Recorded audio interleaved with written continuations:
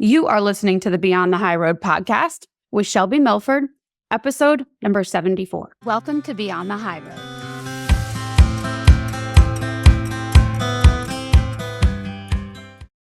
Hey guys, so before I get started, I just wanted to say that I'm going to try something. Over the next few months, I'm going to be trying some new things, not only for the business, but also for the podcast. I do want to start adding a more interactive aspect to it. And so if you have a question, if you have a request of any kind, I'm going to put a link down below to leave a voice message. And your question or whatever it is that you want to say can be featured without divulging your name. If you don't want to, like your first and last name, keep you anonymous. If you want, I'll bleep out those parts. But that way I can just answer your questions directly. Eventually, what I would like to do is have conversations with you guys doing live podcast episodes. But that is not yet because it's a whole thing because I'm going to have to change providers and all the things. So for right now, let's start by, if you have any questions, if you have any requests, if there's a specific situation that's going on in your life that you really want help with, that you feel stumped in this area, like the information that I'm giving you can't figure out how to apply it in one area or the next, leave me a message. So the link is going to be below in the show notes. And what I think I'm going to do is continue to provide that link in upcoming, subsequent shows from here on out or episodes from here on out. That way you always have access to that. Okay. It's just on the Spotify homepage on the whatever, but it's not always so easy to find. So I'll leave that below. Leave your voice message. You can, in that voice message, let me know or follow it up with an email. If you prefer me not to play your voice over the air, totally fine. I'll respect whatever you choose, whatever you want. Okay. So message in your questions or your thoughts or whatever's going on with you, and I will be happy to address the stuff directly. Okay. And I'm still doing the Friday, noon PM live events in the private Facebook group. So if you're not a private Facebook group member yet, come on over. That link is below as well. Lastly, then I'll shut up and get on to the episode, listen, if you haven't already hit subscribe or follow, I think is what they do nowadays, please do that. Also, I would love if you would review. I'll leave the link to the Apple Podcasts because Spotify doesn't allow you to write any reviews. But the more people that review, the more exposure that we have and the more parents like you and I can come and listen. Okay? And I'll make you a deal.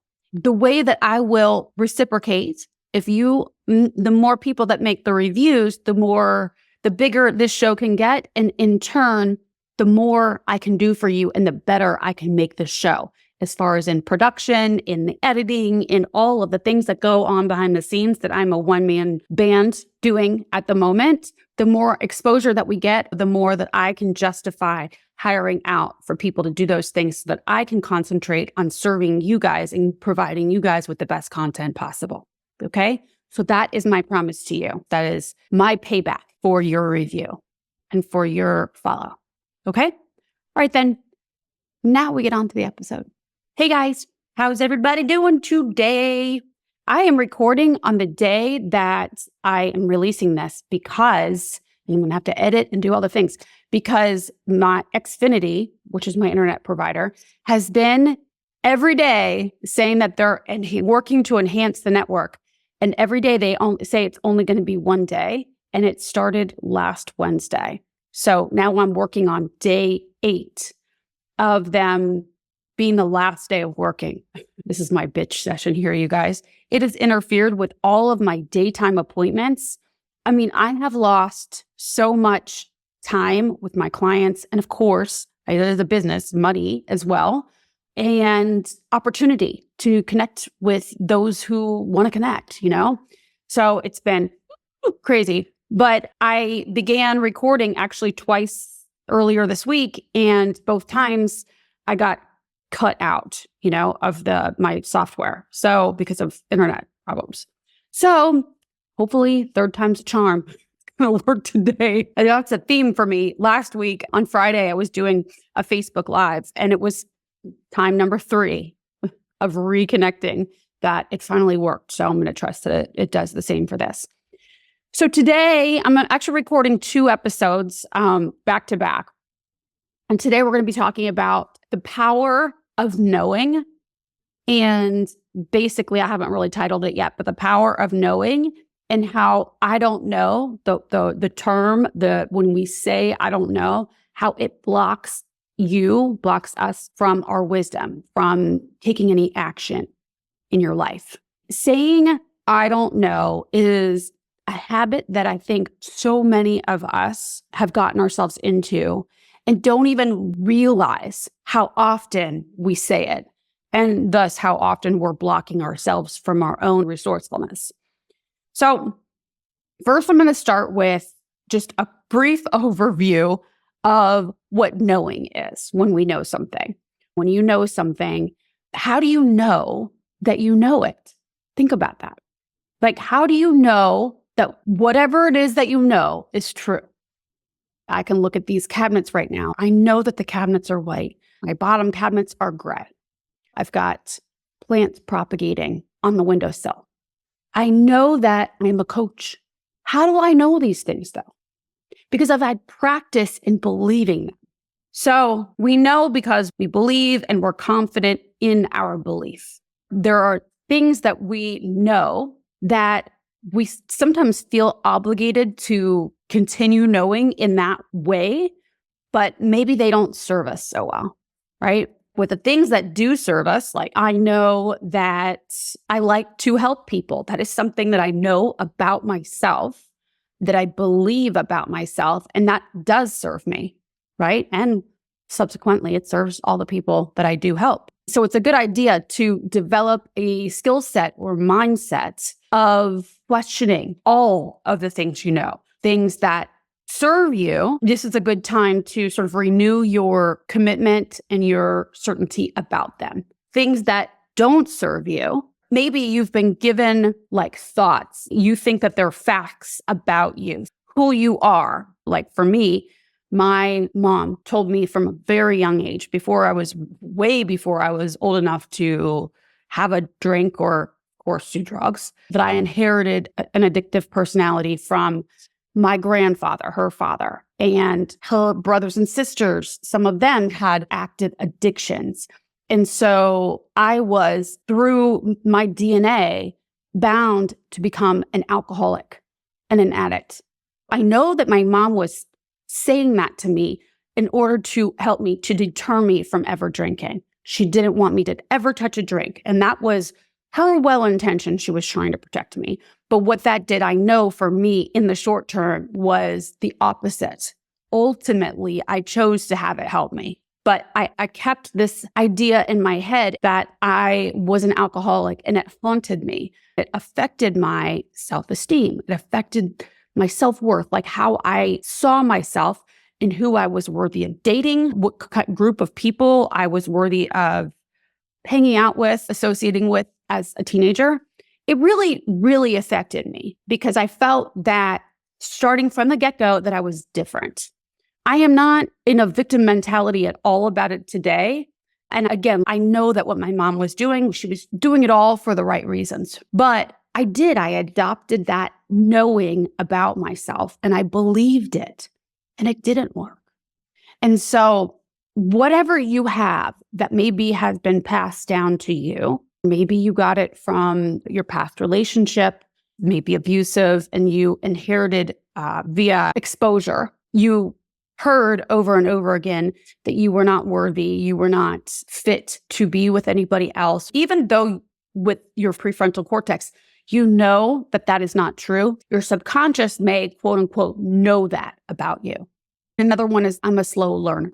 I hear this a lot from people. Oh, I'm just a slow learner. Most people don't just develop that thought about themselves. That is usually handed down to them, something they overheard a teacher and the parent talking about, or the parent has told them. Question that, first off. No matter what it is that we're talking about, even if it does serve you, Do you like how this feels to say? Does it feel good? Does it cause you to move yourself in the direction you want to go? Okay. This is a good one for an example, because what is slow even? Where is there any empirical evidence or any sort of standardized testing to decide whether you are a slow learner or a quick learner? What does that even mean? I believe that there are learning styles, and maybe for you in reading comprehension, let's say, or for whoever we're talking about here, you may do better, comprehend what you're reading more accurately by reading it through twice. And so if you read a book, you can't just read one page. Maybe your eyes skip all over the place. This happens to me. I do skip, and my mind will wander. It usually, honestly, takes me 3 times to read one page, each page. Not always I can get and improve, but it does happen with me. Instead of calling myself a slow learner, I would say I do better when I take my time. I like to read a page 2 or 3 times over in order to get the most out of it, in order to retain the information. That is more accurate and feels better to me than saying, I'm a slow learner. Reading takes forever for me. Because if I say that, I'm not going to want to read. I'm going to want to always do Audible. Now, I do Audible quite a bit, but I, for a long time, shied away from reading at all, anything longer than a paragraph or 2, because I was believing this about me, that I was a slow learner, that reading is too hard for me, that I can't do it. All of those things are so not true. This is just having to do with the basics about ourselves, but you can apply what I'm saying here to your situation with your kiddos. Anything that you believe about yourself, for instance, you may not truly believe that you're a bad parent, but because it's been questioned, your ability to parent has been questioned by all of the quote unquote powers that be. This could be a subconscious belief for you, a knowing that you don't even know that you know. You know what I'm saying? So it's imperative, if you want to move past this and start creating the life that you want to live, for you to question all of the thoughts that are in your head. You hear me say this like a broken record, but come at it from a place of curiosity and an insatiable desire to learn about what is happening up in between your ears. Another one is, they don't like me, right? How do you know that they don't like you? I know because they didn't invite me to so-and-so's birthday party. I know because they didn't look at me when I passed them in the hallway. They rolled their eyes. They said something to me about me to the neighbor, right? That's how I know that they don't like me. You don't actually know that they don't like you because they didn't come to you and say, I don't like you. You have ideas. You have the evidence that you've collected to make you come to that conclusion. And that's fine. But if that truth, that knowing does not work for you, they don't like me, question it, poke some holes in it. How do you know it's true? With all of these, the stuff that feels good, how do you know it's true so that you can reinforce that belief and carry yourself further and renew your confidence in that thing, right? And the things that don't serve you, that don't feel good, that don't seem to be helping you get to your ultimate goal, then this is where you say, okay, what else could be true besides this? And what is an alternate thought, ultimately an alternate thought? Okay, so now I'm going to move to the unknown, the things that we don't know. You've heard me, I'm probably say this over and over, that our brains like to live in the area of familiarity and efficiency. It wants to keep you watching Netflix, snacking on things that aren't good for you, having drinks at lunch in the middle of a work day. It wants to keep you doing the things that cause immediate gratification and stay away from unfamiliar things. You have to overcome that portion of your brain. You have to overcome the urge or the desire to stay comfortable, to stay stuck, really. And so many of us as alienated parents have experienced so much trauma that it definitely feels so much safer to say, no, just do what you know. That way you're not sticking your neck out. Your lawyer will tell you that. Your parents will tell you that. All the people that truly love you will try to convince you, along with your survival brain, to stay in the comfortable and what you know. Don't stick your neck out. Don't do anything that might get you hurt. Don't exert any more energy than you have to. The problem with that is long-term, the amount of energy that you spend staying in survival brain, nervous system activation is far more than going out and learning a new skill or setting and completing goals. Yes, it is exhausting to grow, especially in the beginning when you're learning something new, but that is for a short period of time that you're exerting that energy. Once you begin to know and gain confidence in it, your energy exertion is much less than the ongoing everyday while you're awake and while you're sleeping energy that you put out by staying in survival brain.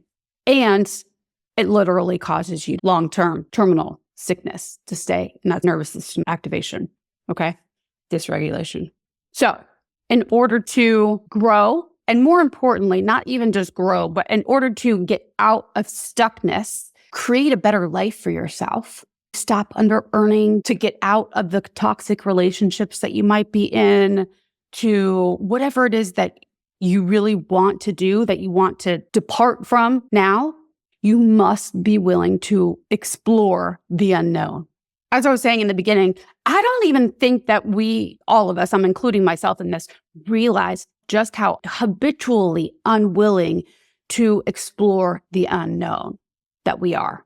I believe it's become such a, and I'm not just saying this about you and I, but I think as a community, as a society, that we have accepted the term "I don't know" as a way to excuse ourselves, but we don't question ourselves or hold each other accountable for that "I don't know." You ever notice when you say "I don't know" to somebody, they just leave it alone most of the time. Where are you going to go to the party? I'm not sure yet. I don't know. What are you going to write the book about? I don't know. People are just like, oh, okay, well, let me know when you do know. We just accept it from each other. When we feel stagnant, it's most of the time because we're telling ourselves somewhere in our brains that we don't know. We don't know how to do it. We don't know the right people. We don't know which class to take. If you're wanting to change your career, right? Do something more meaningful with your life. What kind of business are you going to build? I don't know. Do you have a business plan? I don't know how to do one. I want to do service work. Oh, that's great, but I don't know where to start. This one is one of my pet peeves. I don't know how to do it. And I say this with all the love in my heart, if that's you, okay? With all of the love in my heart. I think we all do it at some point, and I think that it's for sure unconscious because your higher thinking would never say, I don't know. This is like one of those knee-jerk reaction thoughts. It is more of a fear, and it's sometimes used as an excuse. When we say, I don't know how to do it, that is the subconscious brain putting their arms behind their head, kicking the feet up, reclining the chair, and saying, I don't know how to do it. I don't know. I'm not really sure. I don't know what the next step is.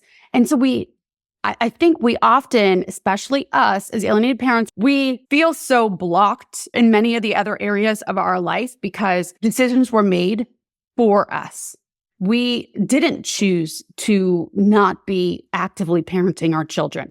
We didn't choose to be paying to go see the forensic psychologist to get psych evals done, have a supervisor, custody evaluator, pay for the private guardian ad litem. Whatever it is that's going on for you. You didn't choose any of this stuff, really. It happened. The alienating party did some things that caused us to take these steps, right? And as such, most of us, we're still suffering the repercussions of that, maybe financially, emotionally, however, physically, we end up eating it, right? We feel very limited in our options. And so I think that this is just my hypothesis, because we've been cut off every chance we try to advance or do anything, we end up just taking this sort of fuck it attitude and this more I just don't know. I don't know what to do. The brain gets a little bit lazy back there out of protection for ourselves. It's all for the right reasons. Again, it's your survival brain that's listen, we don't want to know. I don't want to know how.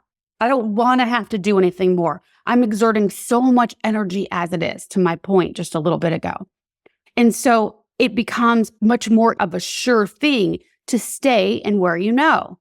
But the second that you say, I don't know, you cut yourself off from your own wisdom. You cut yourself off from your own resourcefulness. This is where it's so helpful, and I think it's imperative if you want to grow, to become acutely aware each and every time there is a hint of I don't know going on in your brain.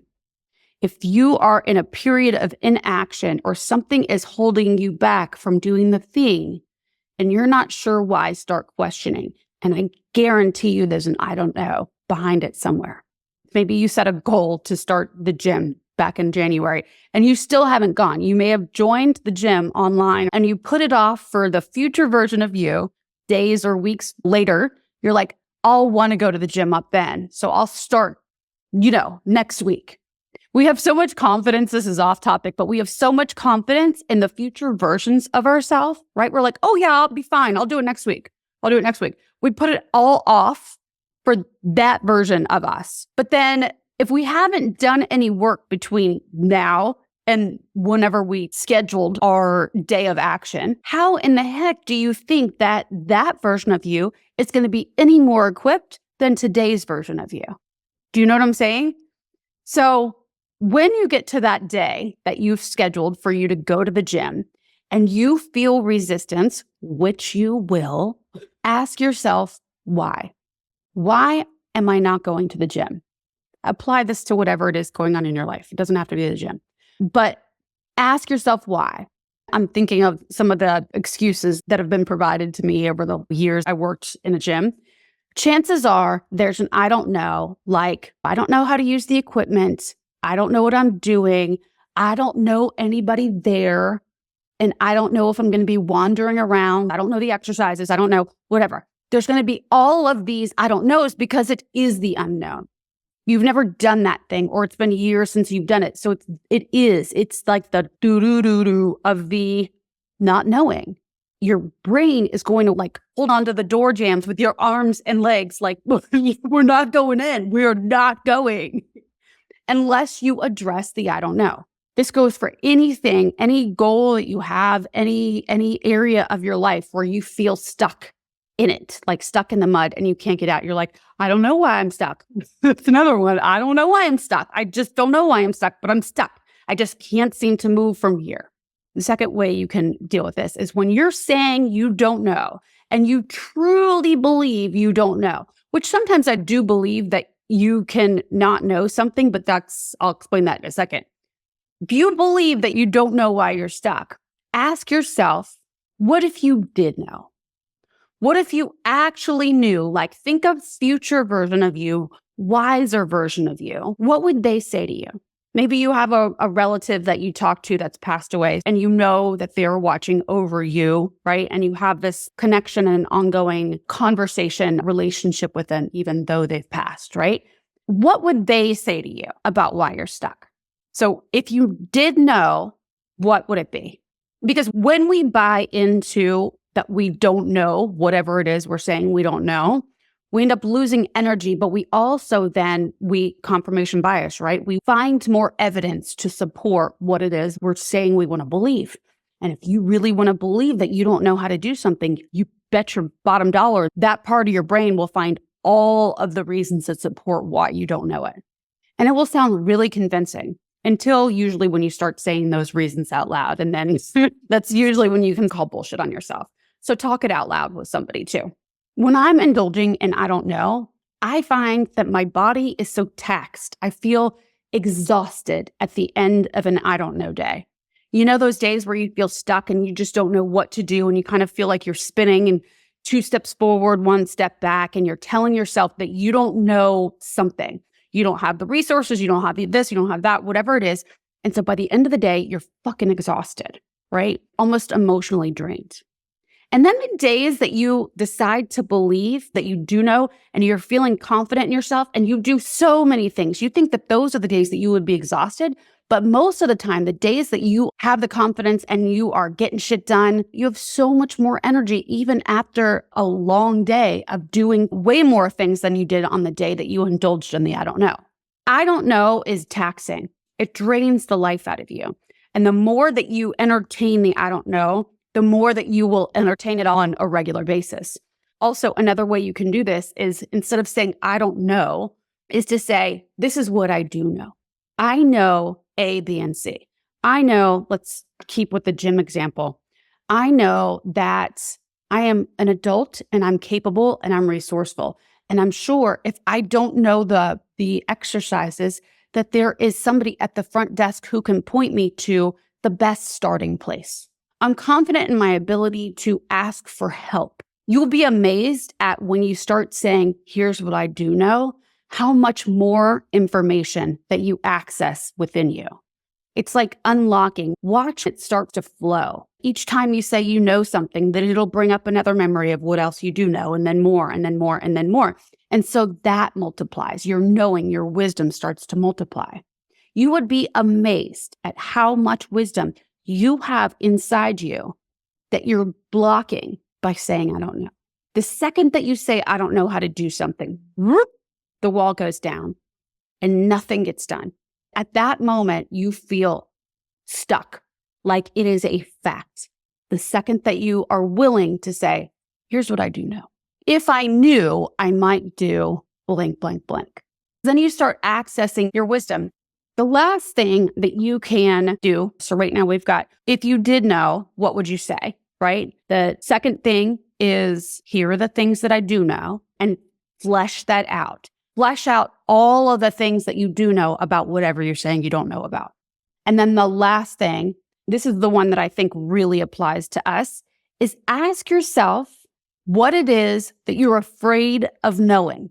So let's say you want to start a blog and you haven't gotten anywhere. You've done some roundabout research, but you seem to be doing a lot more busy work than actually getting things done. Ask yourself what you're afraid of knowing. And usually it'll be like, I don't know where to start. I don't know where to begin. I don't know who I want to help. Like, I don't know what I want to write the blog about.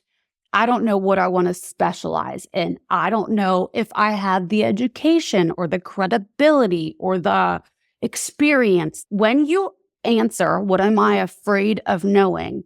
This will give you your protocol.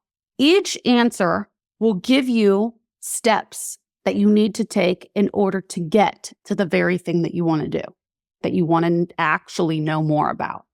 What are you afraid of knowing? I'm going to fail. Okay, so what is a fail in your book? And what does failing mean to you? What does it mean about you if you do fail? And this is one for sure where I think, honestly, then you should probably question your beliefs about what failing really is, because failing, to me, I think is a good thing, because that gets you one step closer to the ultimate goal of succeeding in that thing. Failure is actually part of the process. You must have lots of fails in order to get to the ultimate success that's worth the effort that you're putting forth. So those are the three ways that you can get past your I don't know and your stuckness, really. Anytime that you're stuck, it's almost guaranteed because there's this element of not knowing that you're indulging in and that you're hiding behind. The second that you say, I don't know, your brain shuts off and it's a mental block. This is why people have writer's block. They don't know what they want to write about. They don't know what the reader wants. They don't just make the decision, and it is a decision. Getting to the know, to the wisdom is a decision. The wisdom is within you. Nobody else needs to tell you. Unless, of course, it is that you truly don't know about something and you need to know, or you like, I don't know if I had the education. Okay, well, now you know what you need to do. Now you know that you need to go get the education. Or I don't know what the reader wants. Okay, well, why don't you go put out a test landing page and see what people want? Those questions themselves are the clues to what you need to do next. Those are your map of how to find out. So don't just settle for the I don't know. Why don't you know? What are you afraid of? What if you did know? What do you know already?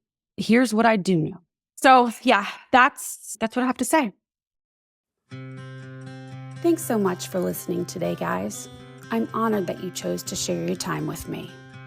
If you like what you've been hearing and you want more, come join me in the new monthly membership, where we take the concepts that you hear about here and using a logical framework, you learn to apply them to your specific situations, upgrading your thoughts and your life, even while experiencing the grief of alienation.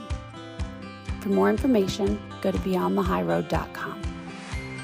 See you soon.